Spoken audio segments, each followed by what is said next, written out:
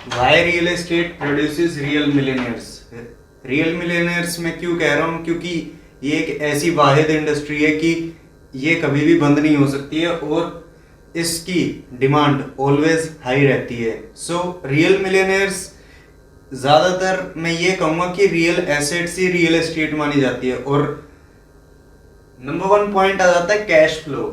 Real estate के अंदर इतना कैश फ्लो होता है कि आप इमेजिन भी नहीं कर सकते, क्योंकि इसकी डिमांड ऑलवेज हाई रहती है और कभी भी ये डाउन भी नहीं आ सकती।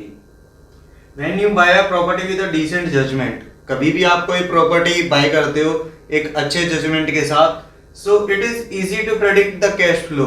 आप ये देख सकते हो कि वो कैश फ्लो प्रोड्यूस करेगी या नहीं करेगी, लोकेशन वाइज कैसी है या उसके आसपास कौन से ब्रांड्स हैं।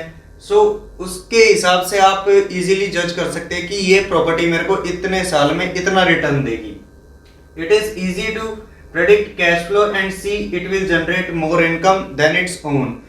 जितना हमने प्रॉपर्टी खरीदने में लगाया उससे ज्यादा वो कैश फ्लो निकाल के देगी, क्योंकि ये एक ऐसी इंडस्ट्री है जहां पे डिमांड तो ऑलवेज हाई रहती है और हर कोई इसे खरीदना चाहता है, लेकिन हर कोई खरीद नहीं पाता है, इसीलिए इसके प्राइस हमेशा बढ़ते ही जाते हैं। सेकेंड पॉइंट आ जाता है लिवरेज। लिवरेज का मतलब क्या होता है कि आप इससे आसानी से एक्सपेंड भी कर सकते हो, बढ़ा भी सकते हो। लिवरेज मतलब आप easiest is the way that real estate is one of the easiest assets to leverage.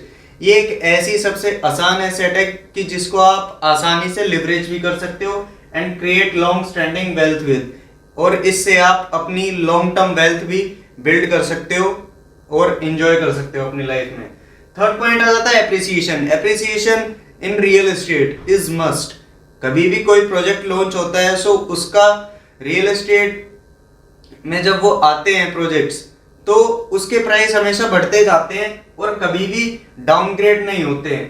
क्यों? क्योंकि ये वाहिद ऐसी इंडस्ट्री है जिसकी डिमांड तो बहुत कम है लेकिन डिमांड बहुत ज्यादा है और सप्लाई बहुत कम है। सो इसीलिए इसमें एप्रिसिएशन सबसे ज्यादा मिलता है।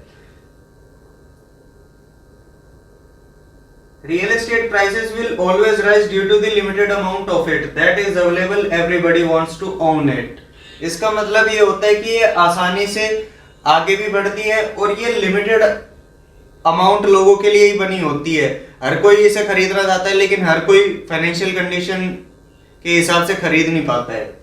फोर्थ पॉइंट आता है practicality. When you think about it in relation to other ways of making money, जब भी आप कोई दूसरे रिलेशन में मनी बनाने के बारे में सोचते हो किसी और बिजनेस में, so it is the easiest way to make a business in a profitable वे।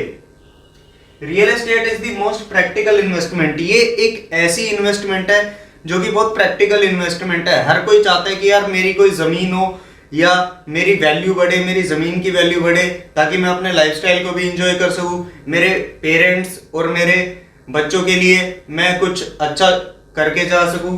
सो सबसे प्रैक्टिकलिटी इन्वेस्टमेंट यही है। Land is the most practical investment and that anyone can make. We always need land. हर कोई इसे बना सकता है, बस हमें लैंड चाहिए होती है। और लैंड का बिजनेस जब तक रहेगा जब तक इंसान इस पृथ्वी पर रहेगा। So in this video I have covered this 4 points. If you find this informative, go ahead in your life. Thank you so much.